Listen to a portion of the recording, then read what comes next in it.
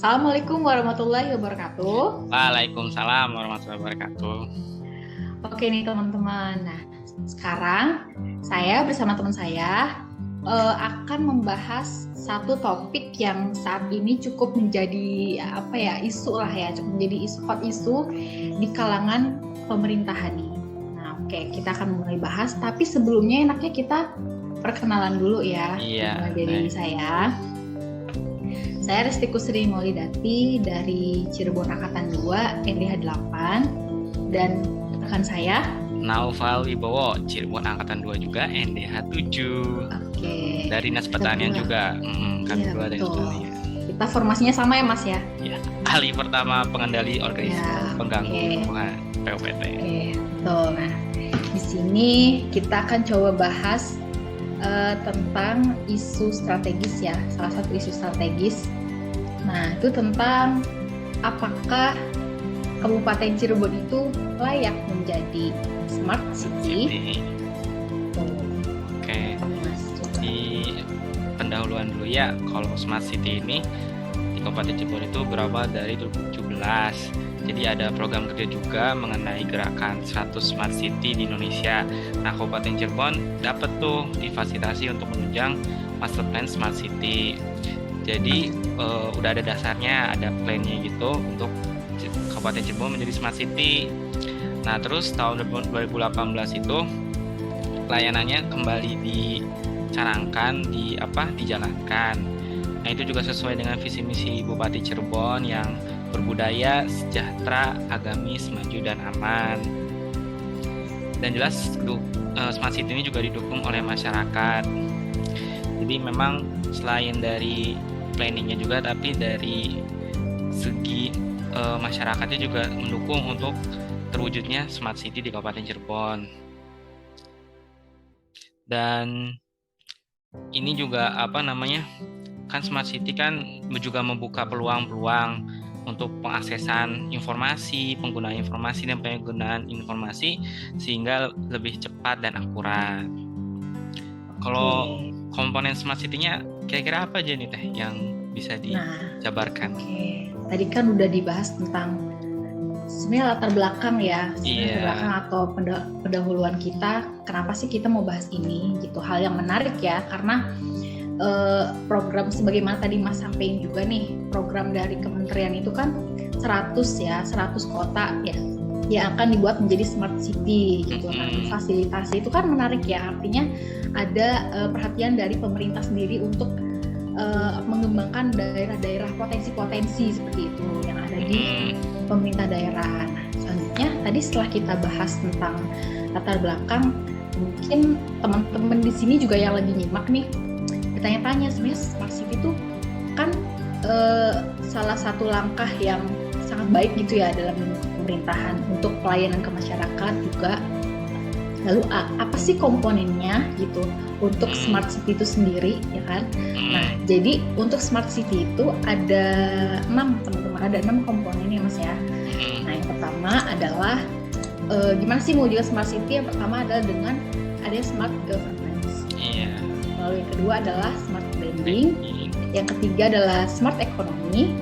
Lalu ada smart society. Kita bareng-bareng jelasin aja kali ya sambil ngobrol santai Mas ya gitu. Oke. Mungkin untuk saya coba menjabarkan deh secara singkat gitu. Yang pertama nih, komponen pertama tadi kan tentang smart governance itu apa sih gitu. Jadi smart governance konsep gimana sebuah daerah itu bisa mewujudkan tata pemerintahan yang efektif, yang efisien, lalu juga terus melakukan peningkatan kinerja birokrasi melalui inovasi dan adopsi teknologi yang terpadu. Sebagaimana kita tahu kan, satu dekade terakhir itu adanya perkembangan teknologi informasi itu sangat pesat ya Mas ya. Nah, untuk itu bagaimana sih di sektor pemerintahan itu kita tidak kalah gitu dengan sektor yang lain agar bisa mengikuti perkembangan zaman dan memberikan pelayanan yang lebih baik seperti masyarakat. Lalu juga tadi kan smart governance, terus ada smart living.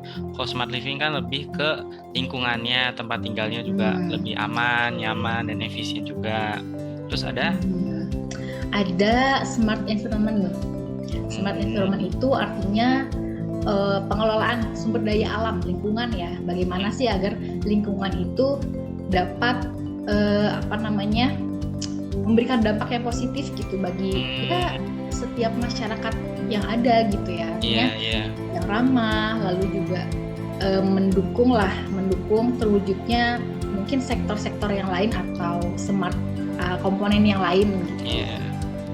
Lalu ada komponen smart society juga. Jadi walaupun smart city, kalau misalnya komponen masyarakatnya kurang smart juga kan kurang apa gitu ya Teh ya. Jadi kalau smart society kan masyarakatnya juga harus diberdayakan untuk lebih pintar menggunakan teknologi-teknologi yang tersedia gitu.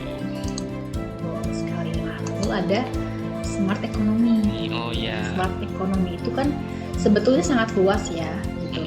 Namun memang intinya adalah bagaimana smart city ini mengubah konsep perdagangan dan menjadi penggerak ekonomi yang lebih baik lagi gitu. Jadi sektor ekonominya, perdagangannya mungkin dari kalangan masyarakat sebagai penggerak ekonomi ya tentunya, bagaimana bisa diberdayakan gitu. Itulah. Lalu yang terakhir dari itu ada perlu juga mengenai brandingnya, smart branding. Jadi biar setiap daerah-daerah smart city ini juga dapat menampilkan potensi-potensi daerahnya, seperti daya tarik wisata, daya tarik wisata, jadi brandingnya juga. Setelah kita bahas tadi ini udah ada 6 nih ya yang kita jelasin secara singkatnya Mas ya. Nah mungkin teman-teman juga bertanya, oke nih kita udah bahas tentang smart city dan komponennya. Kita kan bicara tentang instansi kita ya Mas ya, Dinas Pertanian dan Kabupaten Cirebon gitu. Nah kita melihat di sini peran atau bentuk langkah Pemda Cirebon itu sendiri dalam mendukung program Smart City itu sebetulnya apa sih? Apa aja sih yang sudah dilakukan nih sama pemerintah Kabupaten Cirebon? Nah, mungkin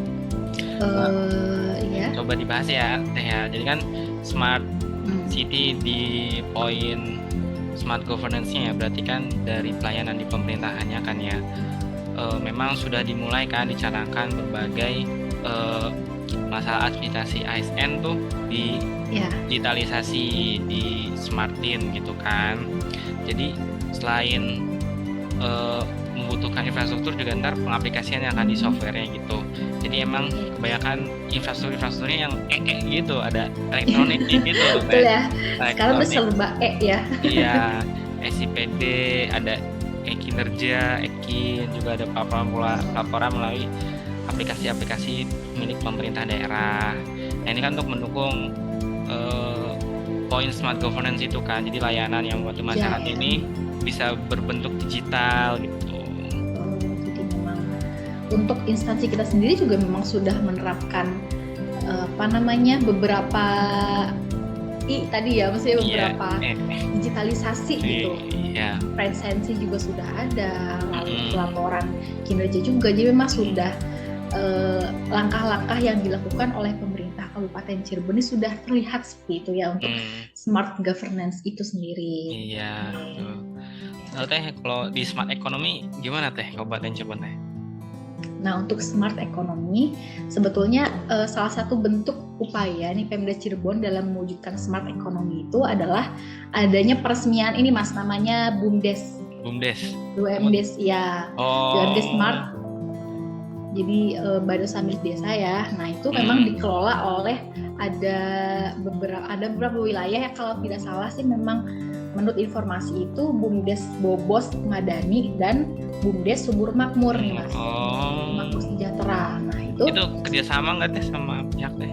Iya betul, kerjasama. Jadi bekerjasama dengan pihak Bank BJB Mas. Itu memang konsepnya itu mengadopsi minimarket ya, konsep minimarket modern seperti itu dalam proses transaksinya. Cashless Teh. Iya betul. Jadi Bank BJB itu menyediakan perangkat transaksi digital berupa QR kode gitu buat Iya. paymentnya. Nah itu dapat digunakan oleh masyarakat untuk melakukan pembayaran non tunai seperti yang tadi Mas bilang gitu. Nah, itu juga memang bisa juga selain non tunai memang melayani pembayaran pajak nih dari Pajak juga bisa. Bisa ya. Nah ini juga memang salah satu pelopor dalam mewujudkan smart economy nih Mas. Makanya ini juga perlu diadaptasi nih, dan ya berharap untuk mungkin bisnis lain bisa meningkatkan ininya gitu ya, biar smart economy tercapai. Smart economy gitu loh. Jadi emang ada dengan kalau di BJP kan ada namanya tuh aplikasi BJB Digi ya Mas ya. Iya. Itu masih ada ya, terintegrasi lah mungkin data-data di situ. Lalu kalau terus untuk ada smart living-nya tuh ya, smart living-nya. Oke, smart living bantuan. Ya, tuh. Jadi memang bantuan yang rumah tidak layak huni Teteh. Nah itu, jadi mungkin seperti tadi sudah jelaskan ya bahwa smart living itu kan bagaimana agar sebuah kota itu memiliki fasilitas hunian gitu ya, maksudnya secara yang nyaman gitu, nyaman bagi masyarakatnya gitu kan. Nah salah satu yang sudah dilakukan oleh pemerintah Kabupaten Cirebon adalah dengan adanya proyeksi dari program rumah tidak layak huni. Nah ini kan memang sebetulnya dari anggarannya itu Mas dari pemerintah Provinsi Jawa Barat. Nah bekerjasama dengan Pemkab Cirebon melalui disalurkannya nih, difasilitasi oleh Dinas Perumahan Kawasan Permukiman dan Pertanahan. Memang disalurkan bagi setelah dipetakan gitu ya oleh dinas itu sendiri, dipetakan sebetulnya mana sih potensi yang atau memang wilayah-wilayah para CPCL gitu ya, mungkin dilakukan pendataan mana sih yang kriterianya seperti apa yang tidak layak huni. Lalu pada tahun 2022 saja ada kurang lebih ada 2.000 Mas, ada 2.000 rumah tidak layak. Ya program itu untuk 2.000 rumah pada tahun ini, dan untuk setiap rumahnya itu diberikan anggaran sebesar 17,5 juta. Jadi ini programnya untuk merenovasi Mas ya. Diberikan pada setiap kepala keluarga. Itu Mas, itu kan salah satu upaya ya bagaimana sih supaya mewujudkan smart living gitu agar masyarakat tuh nyaman tinggal di kota ini gitu ya, fasilitas dengan baik. Lalu juga dengan adanya fasilitas kesehatan misalkan fasilitas kesehatan pemerintah daerah itu juga sudah cukup baik ya Mas ya. Betul. Tapi memang smart city ini kan masih jauh dari kata sempurnanya untuk idealnya smart city. Soalnya beberapa poin yang ditelusuri mengenai smart society, smart branding, yaitu atau smart environment, mungkin Kabupaten Cirebon belum bisa menampilkan hal yang patut dijadikan contoh bagi daerah lain. Tapi memang dari smart governance, smart economy itu sudah terlihat gitu di Kabupaten Cirebon ya Teh ya. Betul ya. Jadi mungkin karena kan ini dari tahun 2018 ya Mas. Ya, 18 ada peraturan daerah nih, peraturan yang sudah mengatur. Jadi Kabupaten Cirebon juga sudah membuat master plan nih, master plan smart city. Nah itu dari 2018 sampai 2023. Jadi memang dalam satu periode ini tentunya akan membutuhkan adanya peningkatan lagi gitu. Karena lagi ya, masih berproses, ada ruang berkembangnya masih ada. Ya betul, masih sangat luas gitu. Dan memang sangat potensial sih Mas menurut saya. Ya enak kan kalau lebih smart kita juga sebagai ASN juga dapat memberi pelayanan yang terbaik kan dengan cara yang smart juga. Jadi berikan pelayanan kita apa tuh POPT ya Teh ya. Jadi mungkin kalau misalnya ada butuh bantuan atau butuh konsultasi kan bisa langsung call smart, mungkin WhatsApp chat atau mungkin Facebook Messenger kan itu udah smart juga. Konsultasi online ini bisa mungkin ya Mas ke depannya ya. Jadi bagi para petani yang memiliki keluhan nih, ternyata terserang nih gimana ya, mungkin akan difasilitasi itu ya semoga depannya. Amin. Juga masa PSID ya Teh ya, barangkali di lapangan mah banyak lah jenis-jenis pestisida yang mungkin terdaftar kan, bisa langsung cek juga kan yang kita makan. Iya betul. Gitu. Biar mengurangi hal-hal yang tidak diinginkan. Jadi kesimpulannya gimana teh nih Kabupaten Cirebon nih? Jadi memang berdasarkan tadi yang telah kita bicarakan ya Mas ya. Ya. Ada saat ini sampai dengan saat ini itu memang pemerintahan Kabupaten Cirebon telah melakukan langkah-langkah konkret sebetulnya yang strategis gitu guna mewujudkan smart governance yang menjadi salah satu elemen penting dalam mewujudkan smart city. Namun memang ya seperti masih tadi panjang. dikatakan bahwa masih panjang gitu perjalanan kita bersama gitu untuk mewujudkan smart city itu. Dari ya ibaratnya mungkin kalau ini kita masih nyicil gitu ya Mas ya, tapi langkah yang kita lakukan itu konkret gitu, sudah ada. Betul. Nah tentunya dalam segala sesuatunya membutuhkan proses kan Mas.